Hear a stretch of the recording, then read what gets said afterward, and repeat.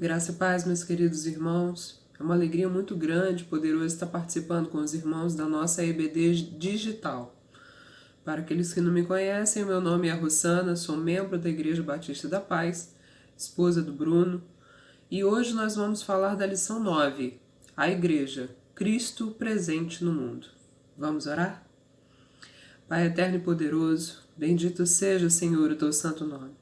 Te agradeço, Pai, pela oportunidade de estarmos aqui neste momento, te adorando, aprendendo um pouco mais do Senhor, conhecendo, nos aprofundando na Tua palavra, Pai. Abençoe os irmãos que estão assistindo esse vídeo.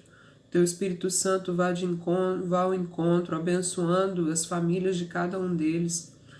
Senhor, nós clamamos nessa hora também por aqueles que estão enfermos, Pai. Nós sabemos que muitas pessoas estão nos leitos de hospitais, muitas pessoas estão passando por momentos de dificuldade. Olha pelos teus filhos, Pai. Toma, Senhor, essas vidas em tuas mãos. Olha por aqueles profissionais, Senhor, que também estão trabalhando nessa hora, que precisam trabalhar para manter tudo isso, toda a sociedade funcionando. Toma conta, Senhor. Protege, Pai. Livra-os do mal, Senhor, em nome de Jesus. Abençoe-nos, Pai, nesse tempo. Te louvamos, te agradecemos, te bendizemos, em nome de Jesus. Amém. Queridos, a revista que nós temos hoje é uma revista que traz em seu bojo a vida de Paulo, a história de Paulo, tudo aquilo que Paulo defendia em suas cartas. Na quarta-feira passada, nós tivemos um probleminha no áudio, no culto, mas de qualquer forma eu peço aos irmãos que voltem lá e que assistam o culto de quarta-feira. A palavra foi ministrada pelo pastor Anísio, e o pastor Anísio trouxe de forma bem clara, bem esclarecedora realmente para todos nós, a vida de Paulo, quem era Paulo, que dá uma resumida muito boa, em uma embasada muito boa naquilo que a gente precisa aprender e entender sobre a vida de Paulo. Amém? Então eu convido os irmãos para voltarem lá, assistirem o culto. Já fizemos a correção necessária, tá? E em nome de Jesus eu creio que vai abençoar muito a sua vida. Hoje nós vamos nos aprofundar um pouco mais, né? Falar um pouco sobre Paulo, mas falar sobre Paulo é falar sobre Jesus. Tem a parte da história de quem foi Paulo, como ele era um soldado romano, ele foi um grande perseguidor das igrejas e tal. Só que, quanto ao ministério, falar de Paulo é falar de Jesus. Quanto ao que ele pregava sobre Jesus. Apesar de não ter sido apóstolo diretamente ali, não estava entre os 12 escolhidos por Jesus diretamente, ele foi escolhido por Jesus depois. Ele foi resgatado e alcançado pelo Senhor depois. Né? E o pastor Anísio explica muito bem isso no culto de quarta-feira. Pois bem, então vamos lá, vamos falar sobre a igreja. Essa lição de hoje fala sobre a igreja, Cristo presente no mundo. Antes disso, nós vamos definir o que é a igreja, o que seria a igreja. Eu sei muito bem que os irmãos já têm isso em profundidade, mas vamos trazer alguns dados importantes. Um deles, o termo igreja, a palavra igreja, não se apresenta no Antigo Testamento, por exemplo. Se os irmãos forem pesquisar a palavra, como agora nós estamos lendo, os irmãos em breve vão estar finalizando o Antigo Testamento, e assim que finalizar, os irmãos vão poder perceber que não tem esse termo, essa palavra, a igreja, no Antigo Testamento. Entretanto, existem outras referências de igreja, né, na forma como vemos hoje. E a gente também precisa, eu gosto muito, né, eu gosto de trazer muito a visão secular, de como as pessoas interpretam a igreja, o que seria a igreja para o mundo. E nada como o nosso velho e bom dicionário para trazer essas referências para a gente. Então eu vou ler para os irmãos o que o dicionário diz que é igreja, né? O termo exclusivamente igreja. Vamos lá. Igreja. Igreja, o templo que acolhe os cristãos, local ou edifício onde os cristãos se reúnem para as celebrações ou cultos. Ou seja, No dicionário, a interpretação de igreja, o que define o termo igreja é a estrutura física, né? E nós já estudamos em vários momentos que igreja para nós não é só a estrutura física, né? Mas uma definição do termo da palavra exclusivamente, igreja seria a estrutura física, né? Ah, Rosana, no Antigo Testamento não tinha estrutura física? Tinha sim. No Antigo Testamento nós tínhamos os tabernáculos, onde Deus se manifestava no tabernáculo, onde o povo de Israel se reunia, onde ali havia uns sacrifícios, onde ficava a Arca da Aliança. Então, sim, era uma estrutura física onde o povo de Deus se reunia. Logo, por mais que não tenha o nome igreja, a gente pode muito bem associar o tabernáculo como sendo uma estrutura física, né, onde o povo se reunia para adoração a Deus. Como nós vimos, o dicionário também traz essa definição, né? Local, estrutura, edificação. Termos do dicionário. Edifício, edificação, onde os cristãos se reúnem para a celebração dos cultos. Ou seja, ele está se referindo neste momento sobre o prédio, sobre a estrutura física. Só que por fé e por conhecimento da palavra, nós entendemos que o que o Senhor quer de igreja é muito mais, vai muito além do que uma simples estrutura física. E nesse tempo de pandemia, nunca ficou tão claro a necessidade de entendermos com profundidade o que é a igreja. Igreja não é a estrutura física, tanto que os nossos tempos estão fechados, mas a gente não deixa de ser igreja. A igreja não deixa de estar ativa. A igreja não deixa de cumprir o seu papel na terra. Então, continuando. Então, a gente faz essa associação, essa alusão, sim, os teólogos mais tradicionais, né, que me deem licença hermenêutica para isso, né, mas a gente faz essa associação, tabernáculo, estrutura física, assim como temos hoje. A Rosana, mas não é igual, realmente não é igual, a gente não tem igualzinho como era antigamente, mas nós temos uma estrutura física onde nós nos reunimos e ali congregamos, e ali adoramos ao Senhor, e ali oferecemos nossos corações em sacrifício de adoração a Deus, tá? Então, aqueles sacrifícios físicos de animais, isso já não existe mais, já conversamos sobre isso, né? O termo vem do latim eclésia ou do grego, há quem faça essa associação, eu entendo eclésia como um termo latim, que significa reunião da congregação dos cristãos. Já o Novo Testamento, Jesus vem falando em todo o tempo sobre isso, e o apóstolo Paulo também fala sobre a igreja. Paulo fala o quanto ele amava a igreja, o quanto ele se preocupava com a igreja. Mas a que igreja é essa? Que igreja ele está se referindo? Ele tinha preocupação com a estrutura física? Se ia faltar alguma coisa na estrutura física? Né? Nós já sabemos, e os irmãos já estudaram várias vezes sobre isso, que não foi pela estrutura física que Jesus veio. Jesus veio por mim e por você.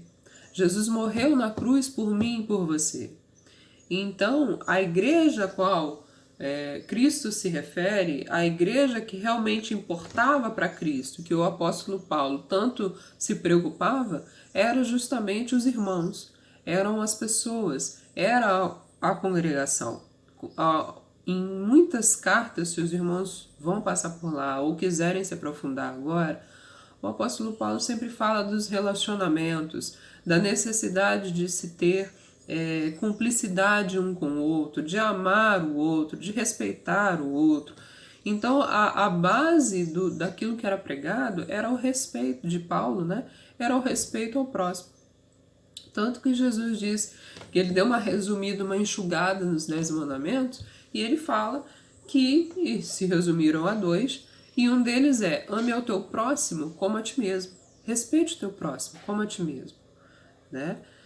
Então vamos dar uma lida agora. Os irmãos peguem suas Bíblias aí em Efésios 2, de 19 a 22, né?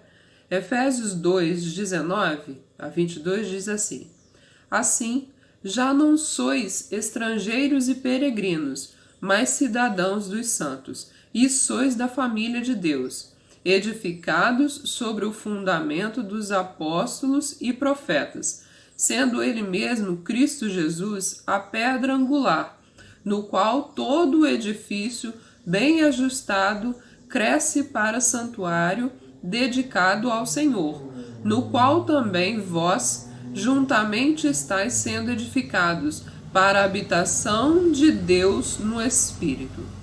Essa passagem nos diz o quê? Cristo fundou a sua igreja. E qual era a pedra angular? A pedra angular de fundação da igreja é o próprio Cristo. Ele declara: eu sou a pedra angular. Então, Cristo é a pedra angular onde a igreja se alicerça. Nós somos alicerçados em Cristo Jesus. Nossa base, nosso tudo que somos vem dele. Tudo por ele, para ele são todas as coisas. Então, assim, a igreja foi edificada a partir de Cristo Jesus. Veja bem, aqui nessa passagem ele fala: sendo edificado para a habitação de Deus no Espírito. Então, vós sois a igreja. Eu e você somos a igreja de Cristo, alicerçadas nele, projetadas, desenvolvidas, né, para que o Espírito Santo de Deus habite em nós. Então, neste momento, onde no Antigo Testamento o tabernáculo era o lugar da habitação de Deus, agora, né, há esse renovo espiritual com a vinda de Cristo e nós passamos a ser exclusivamente o lugar da habitação de Deus. Né? Nós somos edificados sobre Cristo, que é a pedra angular que fundamenta a igreja, e por ela, e por ele, através dele, nós crescemos e desenvolvemos. Amém? Então veja bem, abram suas Bíblias em 1 Coríntios 12, nós vamos ler bastante aí, tá? Vai lá, 1 Coríntios 12, de 12 a 31. Então diz assim a palavra do Senhor, vou pegar a Bíblia junto com você. Diz assim a palavra: porque, assim como o corpo é um e tem muitos membros, e todos os membros, sendo muitos, constituem um só corpo, assim também com o respeito a Cristo. Pois, em um só Espírito, todos nós fomos batizados em um corpo, quer judeus, quer gregos, quer escravos, quer livres, e a todos nós foi dado beber de um só Espírito. Porque também o corpo não é um só membro, mas muitos. Se disser o pé: por que não sou mão, não sou corpo? Nem por isso deixa de ser corpo. Se o ouvido disser: por que não sou olho, não sou do corpo, nem por isso deixa de ser. Se todo o corpo fosse olho, onde estaria o ouvido? Se todo o ouvido, onde o olfato? Mas Deus dispôs os membros, colocando cada um deles no corpo, como lhe aprouve. Se todos, porém, fossem um só membro, onde estaria o corpo? Certo é que há muitos membros, mas um só corpo.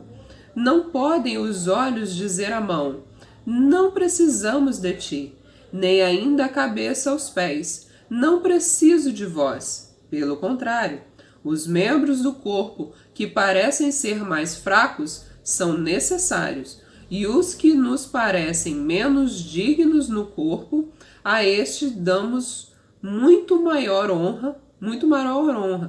Também os que em nós não são decorosos, revestimos-nos de especial honra.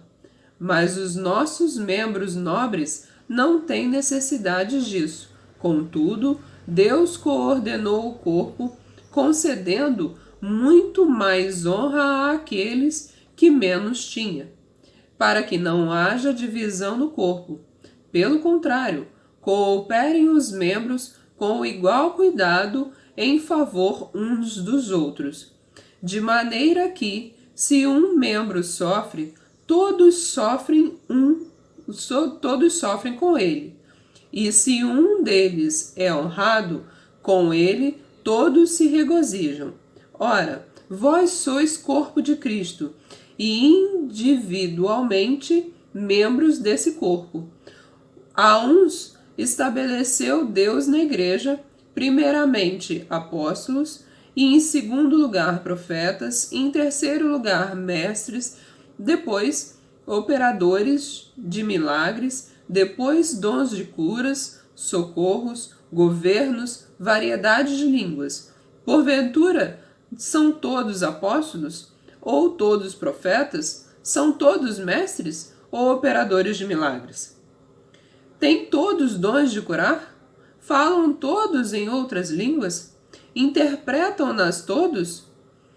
Entretanto, procurai com zelo os melhores dons. Queridos, essa passagem nos remete de forma clara, e aqui no meio, eu vou voltar de novo para os irmãos focarem nisso, aqui no meio, o apóstolo Paulo fala sobre, ele ilustra o corpo de Cristo como um corpo propriamente dito, né? E ele associa os membros, eu e você, como os membros do corpo, né? Uma mão tem 5 dedos, ela integra uma mão, né? E não quer dizer que se a mão se sentir desonrada porque não é cabelo, porque não é pé, deixa de ser corpo. Cada parte do corpo, cada membro do corpo tem sua função, da menor a maior. E o que a palavra nos diz é que não há menor ou maior em Cristo Jesus. A gente muitas vezes tem essa humanidade de achar que alguém faz mais ou que alguém faz menos. Não existe isso, queridos. Não existe isso. Todos os membros fazem parte do corpo de Cristo. O que você fizer para o teu irmão, o que você fizer para o corpo, a tua adoração, você faz parte do corpo, independente do que você faça. O espírito que muitas vezes assola alguns irmãos se sentindo inferiorizados em relação aos outros não é o Espírito de Deus. O Senhor nos vê de forma igual, o Senhor nos ama de forma igual. Se porventura você está aí e faz parte do corpo de Cristo e se sente diferente ou inferiorizado, ora agora repreende isso em nome de Jesus, porque isso não vem de Deus. Mão faz parte do corpo, pé faz parte do corpo, cabelo, olho, boca, tudo faz parte de um corpo. Diga a ele ou faça a ele o que for. Todos nós fazemos parte do corpo de Cristo. E essa passagem deixa isso muito claro. E por quê? Pedra angular, habitação de Deus. A partir daquele momento, queridos, que o Senhor ascendeu aos céus, o Espírito Santo habita em nós. Você é templo do Espírito Santo de Deus. Creia nisso como verdade absoluta. Recebe isso aí na sua casa em nome de Jesus. Você é templo do Espírito Santo de Deus. Honre esse templo. Não deixa que as pessoas brinquem com o seu templo. Humilhem o seu templo. E muitas vezes você mesmo. Cuide dele. Cuide da sua saúde. Cuide da sua saúde mental. Tenha cuidado consigo mesmo. Você é templo do Espírito Santo. Ame-se, porque ele te amou primeiro. É muito difícil, a palavra fala aqui. E a gente já falou agora há pouco. Né? Ame o teu próximo como a ti mesmo. E eu ouvi uma pessoa em algum momento virar para mim e falar assim: ah, mas eu não me amo, como é que eu vou amar os outros sem me amar?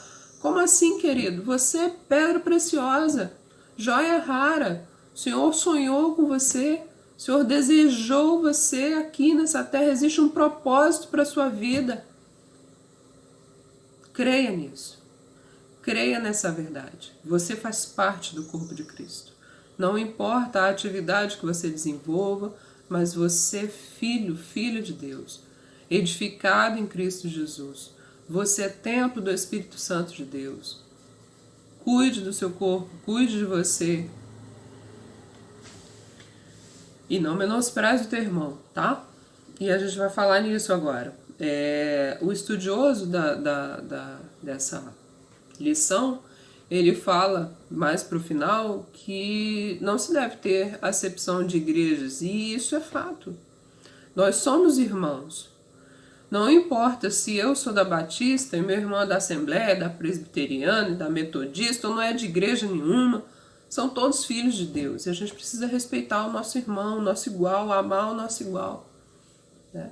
Vivemos um tempo tortuoso, tenebroso, assustador. Nunca precisamos tanto da solidariedade, do amor entre um e outro. Né? Nossa igreja tem as limitações dela, mas tem as possibilidades dela. Mas você é a igreja.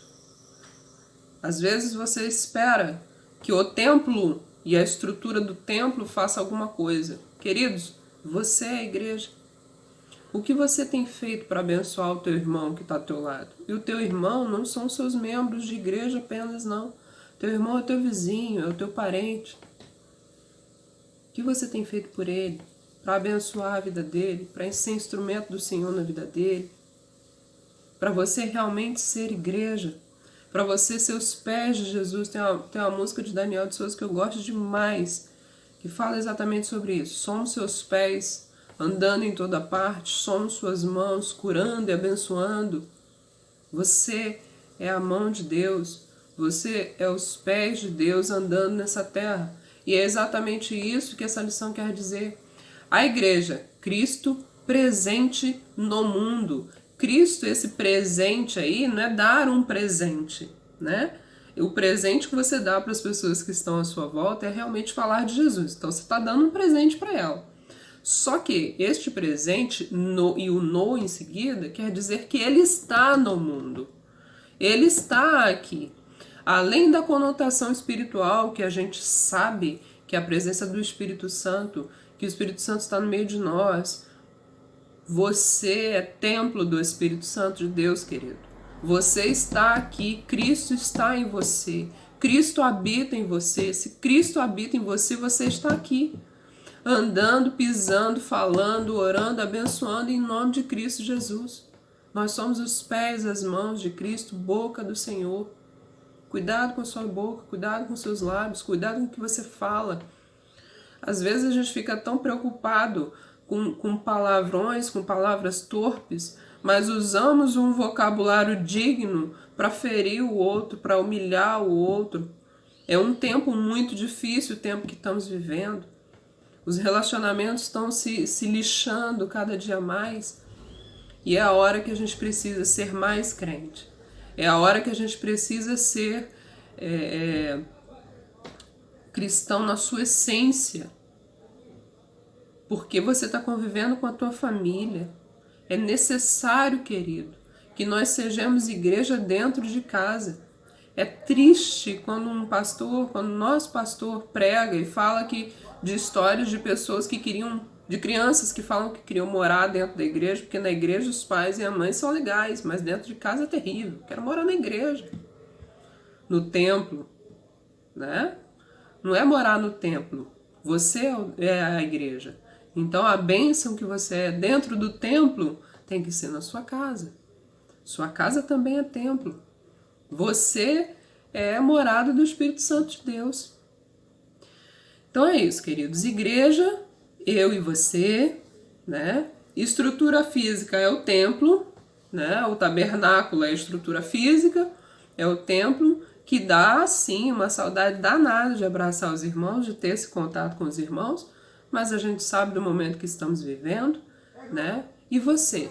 Você é presente de Deus nesse tempo. Você é instrumento do Senhor nesse tempo. Efésios 1, de 22 e 23 diz assim: E pôs todas as coisas debaixo dos pés, e para ser a cabeça sobre todas as coisas, o deu à igreja, a qual é o seu corpo, a plenitude daquele que a tudo enche em todas as coisas. Queridos, nós somos o corpo de Cristo, nós somos a igreja. Cristo é o nosso cabeça. Cristo é a nossa referência de tudo que somos e que devemos ser, né? As mulheres às vezes ficam meio bravas de falar em submissão, né? Mas os homens têm uma função muito peculiar nessa conversa, né? As mulheres precisam ser submissas aos seus maridos? Precisam sim. Só que os homens precisam amá-las, assim como Cristo amou a igreja, que entregou-se por ela, por amor a ela. Então, às vezes você tá aí, nesse momento difícil, né? Com o teu marido difícil, com a tua esposa difícil, mas existe uma aliança que o Senhor selou entre nós, né? E ele constituiu ele mesmo como cabeça da igreja, de todos nós. Assim como constituiu o homem sobre a mulher como cabeça, o cabeça do homem é o Senhor, é Cristo.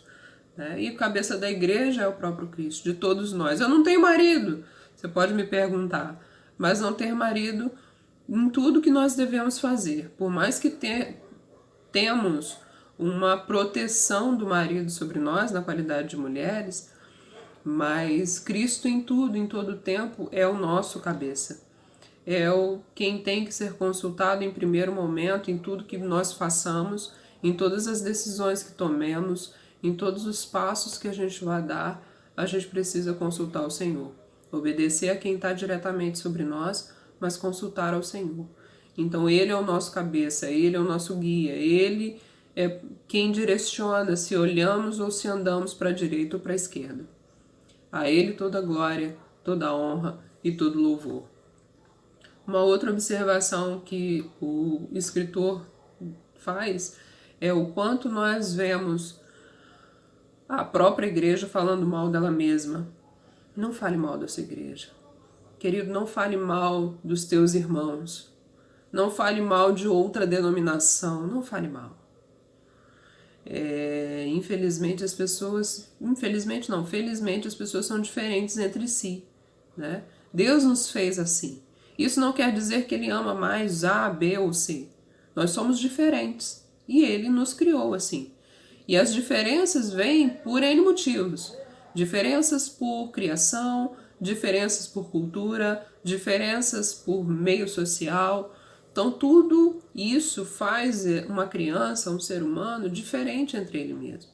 Nem melhor, nem pior. Diferente. Mas Cristo morreu na cruz por todos. Então, às vezes a gente espera que o irmãozinho ou a irmãzinha faça as coisas como nós consideramos como certo, como nós entendemos como certo. O certo e errado só é certo e errado conforme a palavra de Deus. É a palavra que determina para nós aquilo que é certo e que é errado. Fora disso, é achismo, é opinião, é conhecimento cultural, é histórico de vida. Então, se é histórico de vida, eu não posso querer de forma nenhuma que o meu irmão se comporte como eu, se vista como eu, fale como eu, porque nós somos criados de uma cultura diferente, nós viemos de meios diferentes, né? Minha família me educou de um jeito, a família dele educou de outro, certo e errado. Parâmetro, qual é o parâmetro do certo e errado? Palavra de Deus. Fora disso, é opinião minha e opinião sua. E opiniões podem ser divergentes e nós podemos ser cristãos do mesmo jeito. Então, queridos, não falem mal das suas igrejas, não falem mal dos seus pastores, não falem mal dos seus irmãos, não falem mal das suas famílias. Se tem problema, vamos resolver os nossos problemas, porque não é cristão, não é ético, não é correto, é pecado sair por aí falando mal do outro. Verdade? Mentira? Mas não é de Deus. Tá? Então evitem todo e qualquer comentário. Se tiver algum problema com a igreja, chama o pastor, conversa com ele e vamos resolver. Se tiver problema comigo, liga para mim que eu não estou saindo de casa, vamos resolver. Mas não falem mal para um e para outro, não semeiem a discórdia, não propaguem a mentira, porque nós sabemos muito bem que o pai da mentira é Satanás. Então, em boca de crente, templo do Espírito Santo, morada do Altíssimo, não pode ter mentira, não pode ter palavra grosseira, não pode ter palavra de baixo calão. Amém?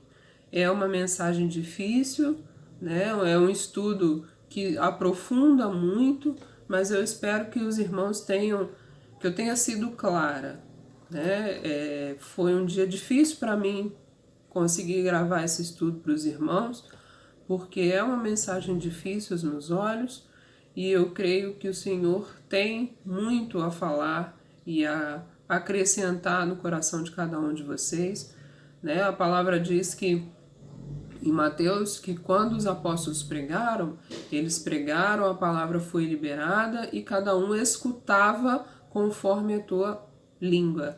E o Espírito Santo operava e cada um escutava conforme a tua língua. Eu peço a Deus nesse momento que o Espírito Santo opere, porque eu sou templo do Espírito Santo e você também, e opere em você para que toda palavra liberada entre no seu coração conforme aquilo que ele deseja, que você escute aquilo que realmente você precisa escutar, que essa palavra te toque no profundo do teu coração e que o culto daqui a pouco, aguenta aí, daqui a pouco a gente libera o culto para você assistir,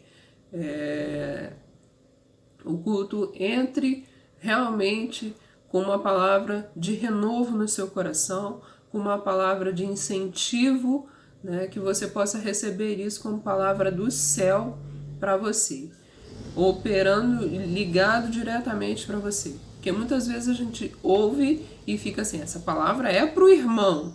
Não, querido, não é para o irmão não, é para você.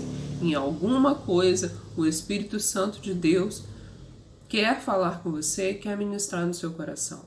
Então, se a palavra foi liberada, peça a Deus para que Ele oriente o seu coração, limpe os seus ouvidos e o Espírito Santo opere, porque eu e você somos templos do Espírito Santo, porque eu e você somos Cristo presente nessa terra. Então, onde andamos, onde falamos, onde tocamos, somos a face de Cristo e as pessoas precisam ver isso. Menos eu, menos o meu querer, menos a minha vontade, menos a minha grosseria. Mais de Deus, mais de santidade, mais de amor, mais de fé, mais de certeza que vamos passar por isso e por tudo mais que nos assola nessa terra. Tá? Você, querido, querida, você é um presente de Deus. Se veja dessa forma. Porque Deus escolheu você para salvar. O Espírito Santo de Deus escolheu você. Morreu na cruz por você. Jesus morreu na cruz por você. E Ele escolheu viver em você. Então você é o instrumento de Deus onde quer que você for. Deus te abençoe. Eu espero em Deus que os irmãos tenham entendido. Se não tiver entendido, por favor, entre em contato comigo, né? Se eu não souber responder a dúvida do irmão, eu vou estar passando para o pastor, a gente vai estar trazendo, indo mais profundo, né? Para que os irmãos não fiquem com dúvida. A nossa intenção com a EBD é que julgamento de teologia, essa é a nossa vontade, esse é o nosso querer. E eu creio nisso, que os irmãos vão aprender ainda mais, né? Vamos orar? Louvado e exaltado seja o teu santo nome, Jesus. Nós cremos no teu milagre, Pai. Nós cremos que o Senhor está sobre nós. Nós cremos que o teu Espírito Santo habita em nós. Nós pedimos, Pai, muda em nós aquilo que não condiz com o teu querer. Muda em nós, Senhor. Transforma o nosso ser, Pai. Se há algo em nós que precisa ser modificado, modifica, Pai, em nome de Jesus. Nós queremos ser dignos, Deus, de ser moradas do Teu Espírito. Muitas vezes pecamos, muitas vezes falhamos, entristecemos o Teu Espírito Santo, Deus. Oh, Pai, abre os nossos olhos. Não permita, Senhor, que nós falhemos dessa forma. Permita, Senhor, que nós aprendamos mais, conheçamos mais, que nós caminhemos com mais profundidade com o Senhor. Eu te louvo, Deus, eu te agradeço, porque em tudo o Senhor é conosco. Abençoa, Pai, essas famílias que precisam do Teu Espírito. Faz de nós, Senhor, Teu instrumento onde quer que nós estejamos. Que nós sejamos Teus pés, Suas mãos, que nós possamos ser dignos, Pai, de sermos representantes do Senhor neste lugar, nessa terra. Usa-nos, Pai, como instrumento do Senhor. Faz de nós instrumentos, verdadeiros adoradores, que te adorem em espírito e em verdade, e que todos possam ver o teu Espírito Santo em nós, não mais os nossos rostos, mas o Espírito Santo de Deus, o rosto de Cristo refletido em nós. Te louvo, Deus, por esse tempo, te louvo e te agradeço por mais essa oportunidade, em nome de Jesus. Amém.